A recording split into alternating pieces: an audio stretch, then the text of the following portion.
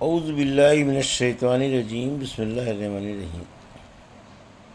الحمد للہ رب العالمین، والصلاة والسلام علی سید المرسلین و خاتم النبیین، اما بعد۔ صحیح بخاری، باب کتاب الجنائز، حدیث نمبر 1314، اردو ترجمہ۔ اس بارے میں کہ عورتیں نہیں بلکہ مرد ہی جنازے کو اٹھائیں۔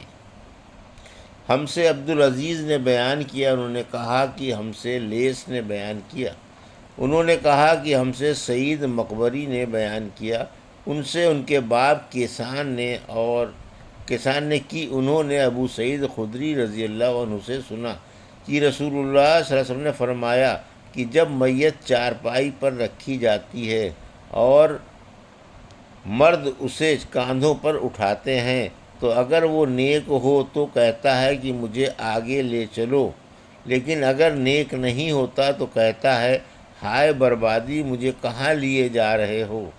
اس آواز کو انسان کے سوا تمام مخلوق خدا سنتی ہے، اگر انسان کہیں سن پائے تو بے ہوش ہو جائے۔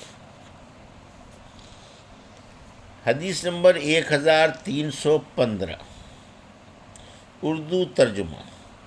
جنازے کو جلد لے چلنا۔ اور انس رضی اللہ عنہ نے کہا کہ تم جنازے کو پہنچا دینے والے ہو، تم اس کے سامنے بھی چل سکتے ہو، پیچھے بھی، دائیں بھی اور بائیں بھی، سب طرف چل سکتے ہو۔ اور انس رضی اللہ عنہ کے سوا اور لوگوں نے کہا کہ جنازے کے قریب چلنا چاہیے۔ ہم سے علی بن عبداللہ مدینی نے بیان کیا، کہا کہ ہم سے سفیان نے بیان کیا، انہوں نے کہا کہ ہم نے زہری سے سن کر یہ حدیث یاد کی۔ انہوں نے سعید بن مسیب سے اور انہوں نے ابو ہریرہ رضی اللہ عنہ سے کہ نبی کریم صلی اللہ علیہ وسلم نے فرمایا جنازہ لے کر جلد چلا کرو، کیونکہ اگر وہ نیک ہے تو تم اس کو بھلائی کی طرف نزدیک کر رہے ہو، اور اگر اس کے سوا ہے تو ایک شر ہے جسے تم اپنی گردنوں سے اتارتے ہو۔ حدیث نمبر 1316، اردو ترجمہ۔ نیک میت چارپائی پر کہتا ہے کہ مجھے آگے بڑھائے چلو، جلد دفناؤ۔ ہم سے عبداللہ بن یوسف تنیسی نے بیان کیا، انہوں نے کہا کہ ہم سے لیث نے بیان کیا، انہوں نے کہا کہ ہم سے سعید مقبری نے بیان کیا، ان سے ان کے والد کیسان نے، اور انہوں نے ابو سعید خدری رضی اللہ عنہ سے سنا، آپ نے کہا کہ نبی کریم صلی اللہ علیہ وسلم فرمایا کرتے تھے کہ جب میت چارپائی پر رکھی جاتی ہے اور لوگ اسے کاندھوں پر اٹھاتے ہیں، اس وقت اگر وہ مرنے والا نیک ہوتا ہے تو کہتا ہے کہ مجھے جلد آگے بڑھائے چلو، لیکن اگر نیک نہیں ہوتا تو کہتا ہے کہ ہائے بربادی، مجھے کہاں لیے جا رہے ہو۔ اس کی یہ آواز انسان کے سوا ہر مخلوق خدا سنتی ہے، کہیں اگر انسان سن پائے تو بے ہوش ہو جائے۔ حدیث نمبر 1317، امام کے پیچھے جنازے کی نماز کے لیے 2 یا 3 صفحے کرنا۔ ہم سے مسدد نے بیان کیا، انہوں نے کہا کہ ہم سے ابو عوانہ وضاح یشکری نے بیان کیا، ان سے قتادہ نے بیان کیا، ان سے عطا نے اور ان سے جابر بن عبداللہ رضی اللہ عنہ نے کہ جب رسول اللہ صلی اللہ علیہ وسلم نے نجاشی کی نماز جنازہ پڑھی تو میں دوسری یا تیسری صف میں تھا۔ حدیث نمبر 1318، جنازے کی نماز میں صفیں باندھنا۔ ہم سے مسدد نے بیان کیا، انہوں نے کہا کہ ہم سے یزید بن زریع نے بیان کیا، انہوں نے کہا کہ ہم سے معمر نے، ان سے زہری نے، ان سے سعید نے اور ان سے ابو ہریرہ رضی اللہ عنہ نے کہ نبی کریم صلی اللہ علیہ وسلم نے اپنے اصحاب کو نجاشی کی وفات کی خبر سنائی، پھر آپ صلی اللہ علیہ وسلم آگے بڑھ گئے اور لوگوں نے آپ کے پیچھے صفیں بنا لیں، پھر آپ صلی اللہ علیہ وسلم نے 4 مرتبہ تکبیر کہی۔ حدیث نمبر 1319، اردو ترجمہ۔ ہم سے مسلم بن ابراہیم نے بیان کیا، کہا کہ ہم سے شعبہ نے بیان کیا، کہا کہ ہم سے شیبانی نے، ان سے شعی نے بیان کیا کہ مجھے نبی کریم صلی اللہ علیہ وسلم کے ایک صحابی نے خبر دی کہ آن حضور صلی اللہ علیہ وسلم ایک قبر پر آئے جو اور قبروں سے الگ تھلگ تھی۔ صحابہ نے صف بندی کی اور آپ صلی اللہ علیہ وسلم نے 4 تکبیریں کہیں۔ میں نے پوچھا کہ یہ حدیث آپ سے کس نے بیان کی؟ انہوں نے بتایا کہ ابن عباس رضی اللہ عنہ نے۔ حدیث نمبر 1320، اردو ترجمہ۔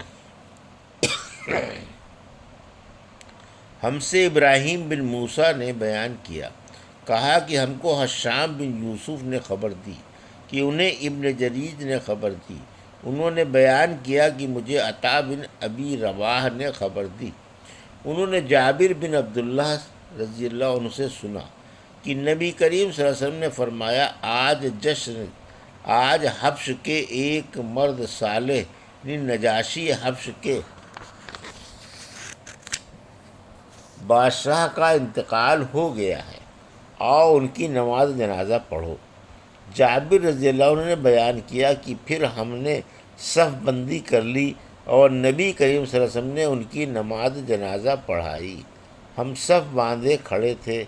ابو زبیر نے جابر رضی اللہ عنہ کے حوالے سے نقل کیا کہ میں دوسری صف میں تھا۔ حدیث نمبر 1321، اردو ترجمہ۔ جنازے کی نماز میں بچے بھی مردوں کے برابر کھڑے ہوں۔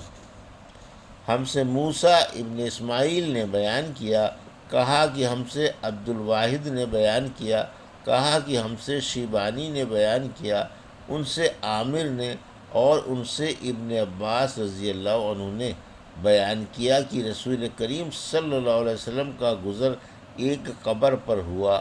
میت کو ابھی رات ہی دفنایا گیا تھا۔ آن حضور صلی اللہ علیہ وسلم نے دریافت فرمایا، دفن کب کیا گیا ہے؟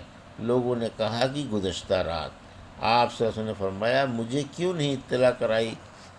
لوگوں نے عرض کیا کہ اندھیری رات میں دفن کیا گیا، اس لیے ہم نے آپ کو جگانا مناسب نہ سمجھا۔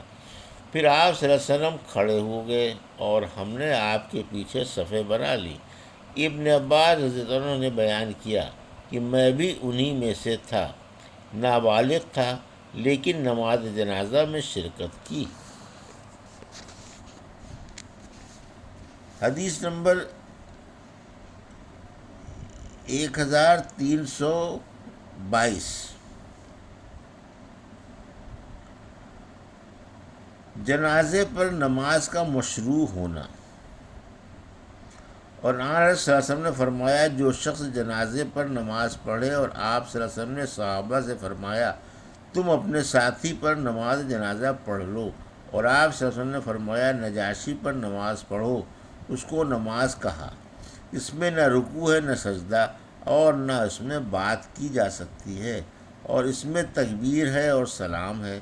اور عبداللہ بن عمر رضی اللہ عنہ جنازے کی نماز نہ پڑھتے جب تک باوضو نہ ہوتے، اور سورج نکلنے اور ڈوبنے کے وقت نہ پڑھتے، اور جنازے کی نماز میں رفع دین کرتے۔ اور امام حسن بصری رحمۃ اللہ علیہ نے کہا کہ میں نے بہت سے صحابہ اور تابعین کو پایا، وہ جنازے کی نماز میں امامت کا زیادہ حقدار اسی کو جانتے جس کو فرض نماز میں امامت کا زیادہ حقدار سمجھتے، اور جب عید کے دن یا جنازے پر وضو نہ ہو تو پانی ڈھونڈتے، تیمم نہ کرے، اور جب جنازے پر اس وقت پہنچے کہ لوگ نماز پڑھ رہے ہوں تو اللہ اکبر کہہ کر شریک ہو جائے۔ اور سعید بن مسیب نے کہا، رات ہو یا دن، سفر ہو یا حضر، جنازے میں 4 تکبیریں کہے۔ اور انس رضی اللہ عنہ نے کہا، پہلی تکبیر جنازے کی نماز شروع کرنے کی ہے، اور اللہ جل جلالہ نے سورہ توبہ میں فرمایا ان منافقوں میں جب کوئی مر جائے تو ان پر کبھی نماز نہ پڑھو اور اس میں صفیں ہیں اور امام ہوتا ہے۔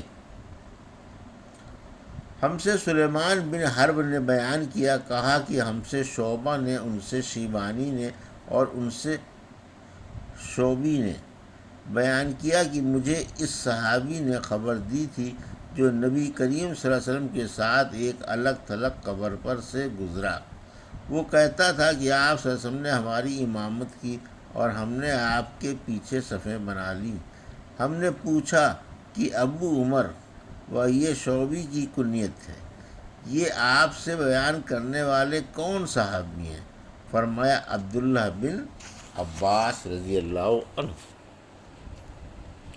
یہ تھی صحیح بخاری باب کتاب الجنائز کی حدیث نمبر 1314 سے 1322 کا اردو ترجمہ جو ابھی آپ نے سماعت فرمایا۔ اللہ سے دعا ہے کہ اللہ رب العزت ہمیں ان حدیثوں کی صحیح سمجھ عطا فرما اور ان پر عمل کرنے کی توفیق عطا فرما، آمین یا رب العالمین۔